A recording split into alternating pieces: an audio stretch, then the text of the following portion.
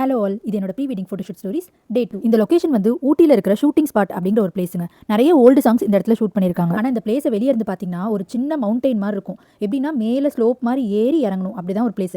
இதை பார்த்ததுமே எங்கள் அத்தை இல்லை நான் இங்கே வரல, என்னால் இதில் ஏறி இறங்க முடியாது, ரொம்ப டயர்டாக இருக்குன்னு சொல்லிட்டு கார்லேயே உட்காந்து ரெஸ்ட் எடுத்துட்டு இருந்தாங்க. அவங்க வந்து மாடல் போசஸ் எல்லாம் காட்டினாலே எனக்கு உடனே போஸ்ட் கொடுக்க வராதுங்க. வரலன்னா என் நிலமே யோசிச்சு பாருங்க. ஆக்சுவலாக இந்த லொகேஷனில் வந்து கீழே இருந்து மேலே ஏறி வரதுக்கே ஒரு பெரிய டாஸ்காக இருந்துச்சுங்க.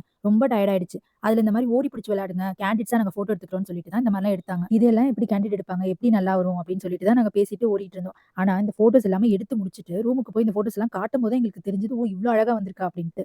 இந்த மாதிரி போசஸே கொடுக்க தெரியாம கேண்டிட்லேயே இவ்வளவு அழகா எடுக்க முடியுங்கிறது எங்க மாமாவால தானே எங்களுக்கு தெரிஞ்சது. உங்களுக்கும் இந்த மாதிரி அழகான கப்பல் போட்டோஸ் இதெல்லாம் எடுக்கணும், எங்களுக்கு போஸ் கொடுக்க தெரியாது, இந்த மாதிரி கேண்டிட்ஸா எடுத்து தரணும் அப்படின்னா இந்த கிரியேட்டிவ் டிஜிட்டல் ட்ரிச்சி அப்படிங்கறத கான்டாக்ட் பண்ணுங்க. கண்டிப்பா இது ப்ரமோஷன் இல்லங்க, இது எங்களோட ஓன் எக்ஸ்பீரியன்ஸ்ல சொல்றோம். இந்த போட்டோஸ்லயே உங்களுக்கு தெரியும்னு நினைக்கிறேன். எங்க அத்தை வராதனால ப்ளூபர்ஸ் வீடியோ எதுவுமே எடுக்கலங்க. அது எடுத்திருந்தா உங்களுக்கு இன்னும் நல்லா தெளிவா புரிஞ்சிருக்கும். அடுத்து என்னாச்சுங்கிறத நெக்ஸ்ட் வீடியோல சொல்றேன். பை.